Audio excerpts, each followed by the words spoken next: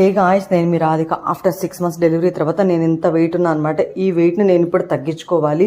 నేను ఎలా చేస్తున్నాను ఒకసారి చూడండి. ఇది డే 1 అనమాట. నేను ప్రతిరోజు మీరు ఎప్పుడైనా వెయిట్ చెక్ చేసుకోవద్దు. ఒక 1 month మీరు ఇలాగే చేశాక చెక్ చేసుకోండి. నేనేం తింటున్నాను ఏంటనేది సింపుల్గా what I eat in a day లాగా చూపిస్తున్నాను చూడండి.